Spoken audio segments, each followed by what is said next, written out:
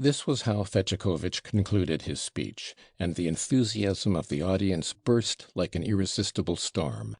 It was out of the question to stop it. The women wept, many of the men wept too, even two important personages shed tears. The president submitted, and even postponed ringing his bell. The suppression of such an enthusiasm would be the suppression of something sacred, as the ladies cried afterwards. The orator himself was genuinely touched. And it was at this moment that Ippolit Kirillovitch got up to make certain objections. People looked at him with hatred. What's the meaning of it? He positively dares to make objections? The ladies babbled.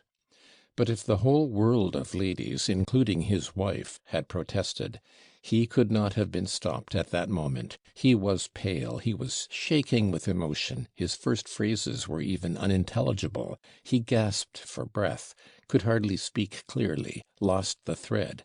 But he soon recovered himself.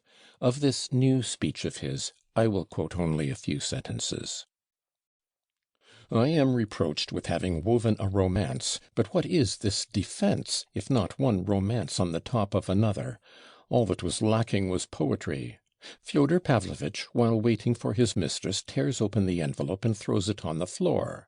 We are even told what he said while engaged in this strange act. Is not this a flight of fancy? And what proof have we that he had taken out the money? Who heard what he said? The weak-minded idiot Smerdyakov, transformed into a Byronic hero, avenging society for his illegitimate birth. Isn't this a romance in the Byronic style? And the son who breaks into his father's house and murders him without murdering him is not even a romance. This is a sphinx, setting us a riddle which he cannot solve himself. If he murdered him, he murdered him. And what's the meaning of his murdering him without having murdered him? Who can make head or tail of this? Then we are admonished that our tribune is a tribune of true and sound ideas, and from this tribune of sound ideas is heard a solemn declaration that to call the murder of a father parricide is nothing but a prejudice. But if parricide is a prejudice, and if every child is to ask his father why he is to love him, what will become of us? What will become of the foundations of society? What will become of the family? Parricide, it appears, is only a bogey of Moscow merchants' wives. The most precious, the most sacred guarantees for the destiny and future of Russian justice are presented to us in a perverted and frivolous form, simply to attain an object, to attain the justification of something which cannot be justified. "Oh, crush him by mercy," cries the counsel for the defense. But that's all the criminal wants, and tomorrow it will be seen how much he is crushed. And is not the counsel for the defense too modest in asking only for the acquittal of the prisoner? Why not found a charity in the honor of the parricide to commemorate his exploit among future generations? Religion and the gospel are corrected. That's all mysticism, we are told, and ours is the only true Christianity which has been subjected to the analysis of reason and common sense. And so they set up before us a false semblance of Christ. "What measure ye mete, so it shall be meted unto you again," cried the counsel for the defense, and instantly deduces that Christ teaches us to measure as it is measured to us. And this from the tribune of truth and sound sense. We peep into the gospel only on the eve of making speeches, in order to dazzle the audience by our acquaintance with what is, anyway, a rather original composition, which may be of use to produce a certain effect, all to serve the purpose. But what Christ commands us is something very different. He bids us beware of doing this, because the wicked world does this. But we ought to forgive, and to turn the other cheek, and not to measure to our persecutors as they measure to us. This is what our God has taught us, and not that to forbid children to murder their fathers is a prejudice. and we will not, from the tribune of truth and good sense, correct the gospel of our Lord, whom the counsel for the defense deigns to call only the crucified lover of humanity, in opposition to all Orthodox Russia, which calls to him, "For thou art our God." At this the President intervened and checked the overzealous speaker, begging him not to exaggerate, not to overstep the bounds, and so on, as presidents always do in such cases. The audience, too, was uneasy. The public was restless. There were even exclamations of indignation. Fetyukovitch did not so much as reply. He only mounted the tribune to lay his hand on his heart, and, with an offended voice, utter a few words full of dignity. He only touched again, lightly and ironically, on romancing and psychology, and in an appropriate place quoted, "Jupiter, you are angry, therefore you are wrong," which provoked a burst of approving laughter in the audience, for Ippolit Kirillovitch was by no means like Jupiter. Then, apropos of the accusation that he was teaching the young generation to murder their fathers, Fetyukovitch observed, with great dignity, that he would not even answer. As for the prosecutor's charge of uttering unorthodox opinions, Fetyukovitch hinted that it was a personal insinuation, and that he had expected in this court to be secure from accusations damaging to my reputation as a citizen and a loyal subject. But at these words the President pulled him up too, and Fetyukovitch concluded his speech with a bow, amid a hum of approbation in the court. And Ippolit Kirillovitch was, in the opinion of our ladies, crushed for good. Then the prisoner was allowed to speak. Mitya stood up, but said very little. He was fearfully exhausted, physically and mentally. The look of strength and independence with which he had entered in the morning had almost disappeared. He seemed as though he had passed through an experience that day which had taught him, for the rest of his life, something very important he had not understood till then. His voice was weak. He did not shout as before. In his words there was a new note of humility, defeat, and submission. "What am I to say, gentlemen of the jury? The hour of judgment has come for me. I feel the hand of God upon me. The end has come to an erring man. But before God I repeat to you, I am innocent of my father's blood. For the last time I repeat, it wasn't I killed him. I was erring, but I loved what is good. Every instant I strove to reform, but I lived like a wild beast. I thank the prosecutor. He told me many things about myself that I did not know. But it's not true that I killed my father. The prosecutor is mistaken. I thank my counsel, too. I cried listening to him, but it's not true that I killed my father, and he needn't have supposed it. And don't believe the doctors. I am perfectly sane, only my heart is heavy. If you spare me, if you let me go, I will pray for you. I will be a better man. I give you my word before God, I will. And if you will condemn me, I'll break my sword over my head myself and kiss the pieces. But spare me. Do not rob me of my God. I know myself. I shall rebel. My heart is heavy, gentlemen. Spare me." He almost fell back in his place. His voice broke. He could hardly articulate the last phrase. Then the judges proceeded to put the questions and began to ask both sides to formulate their conclusions. But I will not describe the details. At last the jury rose to retire for consultation. The President was very tired, and so his last charge to the jury was rather feeble. "Be impartial. Don't be influenced by the eloquence of the defense, but yet weigh the arguments. Remember that there is a great responsibility laid upon you," and so on and so on. The jury withdrew and the court adjourned. People could get up, move about, exchange their accumulated impressions, refresh themselves at the buffet. It was very late, almost 1 o'clock in the night, but nobody went away. The strain was so great that no one could think of repose. All waited with sinking hearts, though that is perhaps too much to say, for the ladies were only in a state of hysterical impatience, and their hearts were untroubled. An acquittal, they thought, was inevitable.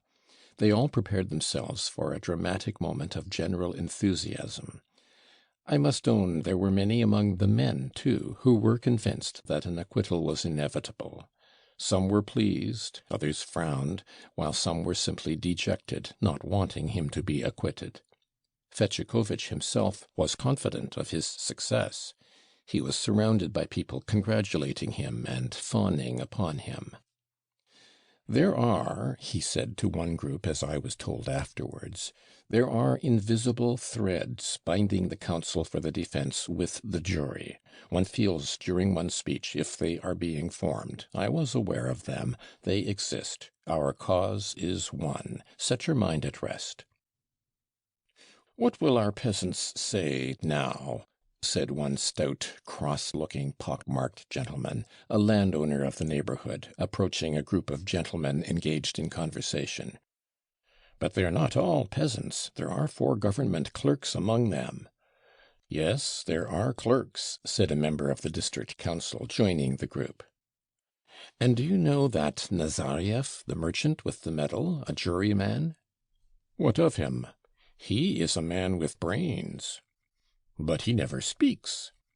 "He's no great talker, but so much the better. There's no need for the Petersburg man to teach him. He could teach all Petersburg himself. He's the father of 12 children. Think of that." "Upon my word, you don't suppose they won't acquit him?" one of our young officials exclaimed in another group. "They'll acquit him for certain," said a resolute voice. "It would be shameful, disgraceful, not to acquit him," cried the official. "Suppose he did murder him? There are fathers and fathers. And besides, he was in such a frenzy. He really may have done nothing but swing the pestle in the air, and so knocked the old man down. But it was a pity they dragged the valet in. That was simply an absurd theory. If I'd been in Fetyukovitch's place, I should simply have said straight out, 'He murdered him, but he is not guilty. Hang it all!'" "That's what he did, only without saying 'hang it all.'" "No, Mihail Semyonovitch, he almost said that, too," put in a third voice. "Why, gentlemen, in Lent an actress was acquitted in our town who had cut the throat of her lover's lawful wife." "Oh, but she did not finish cutting it." "That makes no difference. She began cutting it."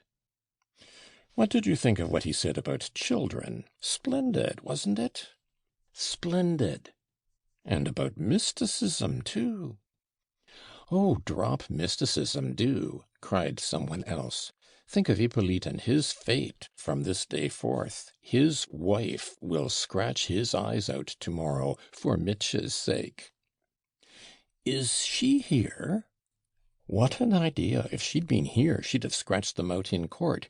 She is at home with toothache." In a third group, "I dare say they will acquit Mitenka after all." "I should not be surprised if he turns the metropolis upside down tomorrow. He will be drinking for 10 days." "Oh, the devil!" "The devil's bound to have a hand in it. Where should he be if not here?" "Well, gentlemen, I admit it was eloquent. But still, it's not the thing to break your father's head with a pestle. Or what are we coming to?" "The chariot. Do you remember the chariot?" "Yes, he turned a cart into a chariot." "And tomorrow he will turn a chariot into a cart, just to suit his purpose."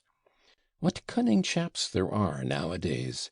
Is there any justice to be had in Russia? But the bell rang.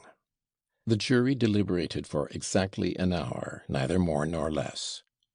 A profound silence reigned in the court as soon as the public had taken their seats. I remember how the jurymen walked into the court. At last. I won't repeat the questions in order, and indeed I have forgotten them. I remember only the answer to the president's first and chief question: did the prisoner commit the murder for the sake of robbery and with premeditation? I don't remember the exact words. There was a complete hush. The foreman of the jury, the youngest of the clerks, pronounced in a clear, loud voice, amidst the death-like stillness of the court, "Yes, guilty." And the same answer was repeated to every question: "Yes, guilty." And without the slightest extenuating comment. This no one had expected. Almost everyone had reckoned upon a recommendation to mercy, at least. The death-like silence in the court was not broken. All seemed petrified, those who desired his conviction as well as those who had been eager for his acquittal. But that was only for the first instant, and it was followed by a fearful hubbub. Many of the men in the audience were pleased. Some were rubbing their hands with no attempt to conceal their joy. Those who disagreed with the verdict seemed crushed, shrugged their shoulders, whispered, but still seemed unable to realize this. But how shall I describe the state the ladies were in? I thought they would create a riot. At first they could scarcely believe their ears. Then suddenly the whole court rang with exclamations. "What's the meaning of it? What next?" They leapt up from their places. They seemed to fancy that it might be at once reconsidered and reversed. At that instant Mitya suddenly stood up and cried in a heart-rending voice, stretching his hands out before him, "I swear by God and the dreadful day of judgment, I am not guilty of my father's blood. Katya, I forgive you. Brothers, friends, have pity on the other woman." He could not go on, and broke into a terrible sobbing wail that was heard all over the court, in a strange, unnatural voice, unlike his own. From the farthest corner, at the back of the gallery, came a piercing shriek. It was Grushenka. She had succeeded in begging admittance to the court again before the beginning of the lawyers' speeches. Mitya was taken away. The passing of the sentence was deferred till next day. The whole court was in a hubbub, but I did not wait to hear. I only remember a few exclamations I heard on the steps as I went out. "He'll have a 20 years' trip to the mines." "Not less." "Well, our peasants have stood firm." "And have done for our Mitya."